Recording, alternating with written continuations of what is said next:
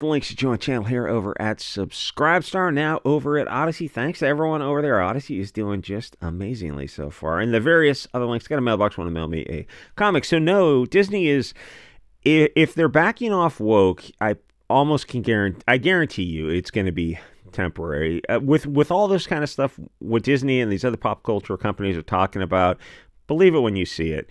So in case you're not looking at the screen, it's the Moon Girl Devil Dinosaur episode. Reveals character as BLT, pulled from broadcast because of which party won the recent election, but Disney denies. Yeah, they just have their finger up to the wind.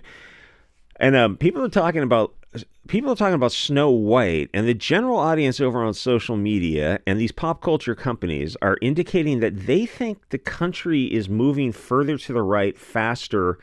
And I don't quite have that feeling. And so what their indication is, well, because Trump got elected, and Elon Musk is probably the more important thing, because now he's tied to Trump, and that's why all these companies have to go back to Twitter to advertise. But so they're saying that because Trump got elected, they're going to back down on these woke movies. So the inverse would be if Kamala got elected, they would continue on with woke movies. That's insane, because this stuff was bombing for the past 15 years, no matter who's in office.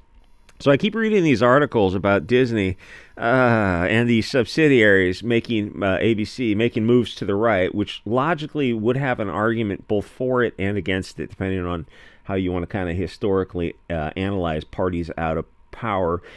So for it, if you look at the recent election and you conclude that the country is moving, can I zoom in on that a little bit, to the right a little bit? And yes, a little bit. And then you combine that with the more important fact that woke movies have failed brutally over the past few years. I kind of started paying attention, a lot of us did, with 2015.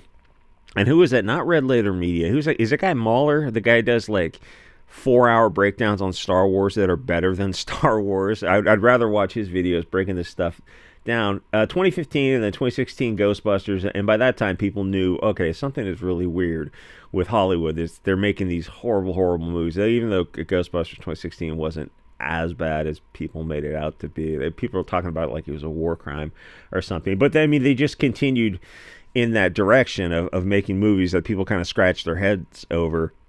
But I don't know if this is as tied to politics as people seem to think, because like I said, woke movies have been bombing during Trump's administration of 2016 and Biden's administration of 2020, and whether Kamala was in or Trump is in or anyone is in, the woke movies are still going to be on their way out. A lot of it is because they've just gone so heavy-handed with their messaging, and they're so preachy about whatever is the soup of the day is suddenly it's like, oh, it was always this way. We're going to push, interracial, trans, space aliens. I don't think it matters who much is in office. I don't think the office and the Hollywood, what's selling is as tightly correlated as Hollywood seems to think. But, now that I think about it, I think it might have more to do with Elon Musk might be a bigger player in this than I thought before. So in the mind of Disney, they view a re-election of, sound like a Kennedy, they view a re-election of Trump as a sign that the country is much farther right than it actually is. And keep in mind, they consider Trump to be like a Hugo Boss. And I'm looking at him, I'm looking at his policies. Go, where does that... he's just like 20 years ago, he'd still be a Democrat. You realize that. And so no, I don't think the country is as far right. I mean, it'd be a lot cooler if it was. The elections are a secondary indicator to where Hollywood is concerned. The primary indicator for Hollywood obviously has to be ticket sales. That's the only thing that matters. That's profit or loss. What's your net with streaming and movies combined with everything else, and sales have been horrible for woke movies under both presidents. And the bigger issue is, why would you still be supporting Disney at all? It's like SJWs are triggered by a Coke ad. I guess I could switch over to that. They did some Coke ad video that was using AI, and I totally agree with the SJWs on this. There's something deeply disturbing about AI. But kind of the bigger issue is, besides why would you be supporting Disney, is like, well, why would you be supporting the Coca-Cola company? Yeah, this looks creepy as hell. I mean, they did a lot of hand shots, so I think like they probably went in and CGI'd the hands because AI is not so good with the hands. Yeah, yeah, it's horrifically creepy. Honestly, like it kind of feels almost as if they're opening up some kind of portal to another dimension with the AI. But why is anyone drinking high fructose corn syrup at all? Soda is absolutely poison. It brings nothing to the nutritional table. So the left is so triggered by Trump and Kennedy that they're opposing healthy food and they're arguing how additives are actually a good thing. And there's something about fluoride in the water. Fluoride, if I remember from chemistry, I think it's the most electronegative, I think, or is that fluorine? I don't know. Anyway, but for whatever reason, it's good in toothpaste, but it's the reasonable question. Like even the left and the right is looking at this, go like, yeah, but okay, that's what we have toothpaste for in Oral-B and Sonicare. They're very reasonably priced. You can get them. And toothpaste has fluoride in it. We don't actually need it in our tap water. I mean, we just brush our teeth. Like everyone, you can get a Sonicare now for $20. They're amazing. We don't, maybe we don't need it in the tap water. How about tap water just gets as close to H2O as possible? And suddenly the left wing get triggered by that, and they're arguing that no, we got to defend soy slop because the right wing is starting to come out against soy slop. And there's another big issue about when the whole Wu flu thing started, the end of 2019. Is when we started. It started like a zombie plague. Actually, you started getting these little weird indicators of some kind of illness going around. The thing is that one of the comorbidities with the Wu flu was obesity, pre-existing conditions, health conditions, anything to do with heart and lung, but obesity was up there. And for the 4 years of the Wu flu, that was barely mentioned. There was no federal or state push to get people to eat less. Oh, is there like a medical industry who has an interest, financial interest in that? Is there a corn industry that might have an interest in corn syrup? A pharmaceutical industry that has an interest in having people as sick and dependent on drugs as possible? A restaurant industry? Oh, that's probably why nobody mentioned it. But that's not a country. That's just a commercial zone run by these parasitical NGOs. So no, left wing defending soy slop.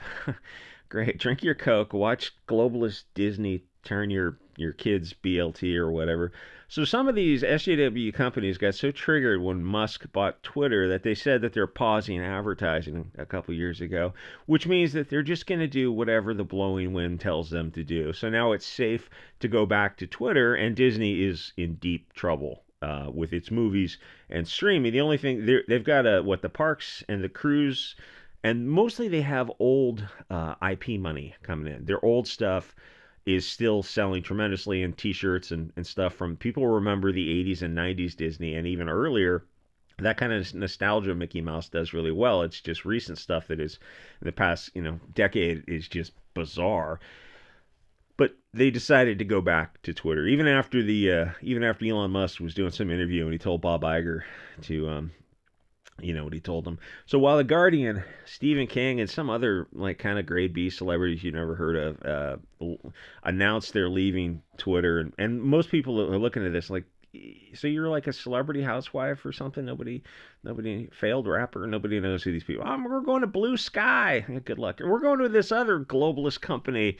Instagram or Facebook. It's like, okay, so you're just going to one company from one social media place to another. It's like you're not, get over yourselves. So Disney has a kids piece of propaganda called Devil Dinosaur about a Mary Sue Pox Wax trans furry otherkin whatever who is super smart and good at everything, and as all the darker characters are, because that's how it works in SJW land. The darker color on the cartoon means they're smarter characters. That's literally how they code them. And they've got some episode about a boy wanting to play sports and use the ladies' locker room for some reason.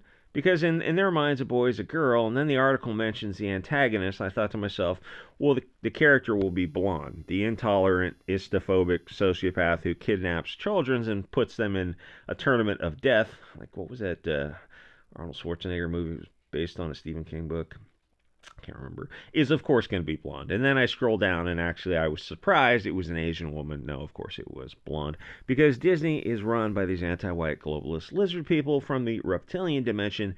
Disney hates European people. Listen, globalist Disney vermin, if you make the protagonist black, you have to make the antagonist black. Otherwise, you're focusing hatred towards the European coded antagonist based on race. Switch it around. Have the kids be the beautiful blonde people of the light, and a black teacher kidnaps them and makes them run a maze. And the running man? And the black teacher is portrayed as a violent sociopath. If you wouldn't do that, then don't tell the audience it's acceptable to hate blonde European people. That's the definition of anti-white racism, which is the whole point of Disney. That's why they're in business, to promote this hate. Letting your kids watch Disney is telling them that the Euro-coded characters are evil and the black ones are always going to be the moral voice of authority. That is programming kids to hate their own race. It's abuse if you let kids watch this. Call out these Disney vermin parasites. Supporting Disney is basically supporting islands off the coast of Florida. Disney or any one of these other companies is not going to stop with the woke. And now the weird thing is, I'm getting the feeling that these companies are getting threatened by this perceived shift in the direction the country is going, where I was going on the assumption that since the left is the party out of power, they're going to view themselves as the resistance, like they did in 2016, where they're fists in the air and the flag upside down kind of thing. And the left would support more of these soy TV shows and movies, the woke stuff, because they felt like, oh, well, we have to support our team, and we're the resistance now, and this is the voice of the resistance. The $150 billion Disney is in lockstep with every financial institute and major social media company except for Twitter, and the left thinks that of course they're raging against the machine there, and I thought they would support these stupid TV shows. But the executives who are running the companies don't think that this is the case. So the left-wing media companies think that the country is moving to the right and that there won't be the typical party out of power rebound effect. So I don't know why they think that. I think everything is in the mainstream is dying, and I almost said left or right, but there isn't anything in the mainstream that's on the right. That's how biased things are. That's why I kind of think Hollywood in general is just doomed to. It's not going to go out all at once. It's just going to continue to get smaller and smaller, and it's never going to turn that around. So I don't understand what has them feeling so spooked about the right. I think people are just done with the mainstream fakeness in general. I can say this because alt media is taking market share directly from the mainstream. I can see it even in my own example of having my own small little social media footprint. But every minute you spend on a channel like this on Odyssey, or heaven forbid, SubScribestar, thanks everyone over there, is a minute you're not in the mainstream matrix. And there's a lot of little channels like this, and they all add up. So I don't see a way for Hollywood to turn things around, because you can go to Odyssey live streams, you can get a raw experience, and you don't want to return back to Hollywood, where they only attack white people. Why would we support that? We know we're awesome. Well, we can just go to alt media and we can turn it around to express things a little bit more realistically and with politically incorrect humor. The safe mainstream stuff, the canned laughter, the crying late night talk show host who drives his Mercedes AMG back to his gated community with armed guards and then goes to his mansion. Yeah, people are done with that. Oh, hey, look, a new Star Wars piece of cancer. It's got a Pox kid and his Pox dad, and they go off in the Star Wars universe, probably on space horses, to fight the evil blonde people. Wow, shocking. Who saw that coming? Oh, that's been the plot of every Star Wars streaming show. In the Mary Sue article about the trans dinosaur, even their own comment section is saying that these kind of episodes are too far. So the Mary Sue just deletes those comments. And I've been blocked from their comment section many a time. Disney is not family friendly. It's globalist programming to turn the frogs gay. There is no balance to anything. It's just whatever the woke narrative of the day is. You can't trust Disney anymore. Disney values are lizard values, not human family values.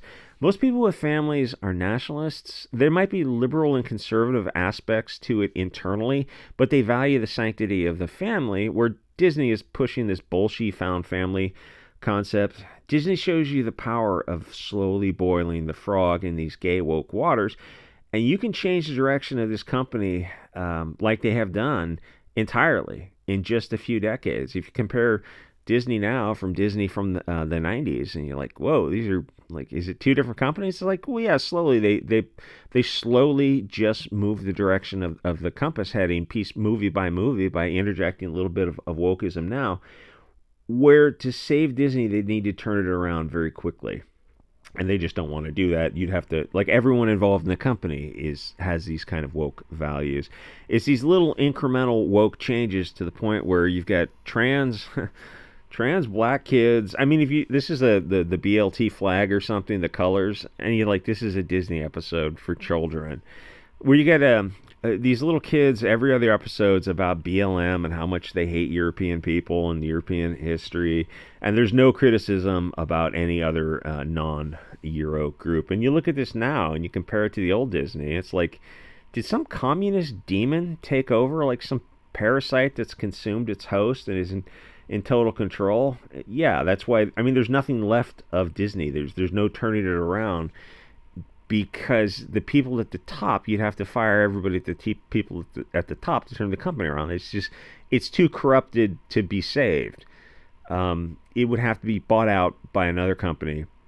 And the thing is, most major companies are also pretty woke. So if Apple set its sights on it, I think it's just kind of doomed to become less and less of an online movie and streaming footprint. Or the streaming will be, like, I'm sure their old stuff is probably what most people are watching, but they'll always have their theme parks and cruise ships and old merchandise sales and their old videos and stuff. So they're not going away. It's just their Disney Plus might kind of shift focuses to more the old stuff. Anyway, these are lizard people. Like, comment. Oh, hey, look, these are the antagonists, and they're all. Well, I don't know. Okay, the one, I guess that's the boy or something. But they're all 4 black girls, and one undetermined. And then of course, the evil character was, as I showed you, the evil blonde woman who kidnaps these children and makes them play a Running Man game because she's blonde. I mean, it was even to the, like, I say, I can predict this even before I watch it. Like, who was that girl who was in that dragon book, the dragon movie? And she wrote a comic book, a trilogy called Moms, and the evil main character is a blonde-haired, blue-eyed woman, and this woman wrote this comic book, and it's just walls of text. And the evil blonde woman, and something about her period, and PMS, and it's like, oh, if you're familiar with comics, you'd probably know that the evil blonde people is kind of an overused trope, but of course the woman is not familiar with comics whatsoever. Anyway, thanks to everyone over at SubScribeStar and the Odyssey members section. I'll see you guys all next episode.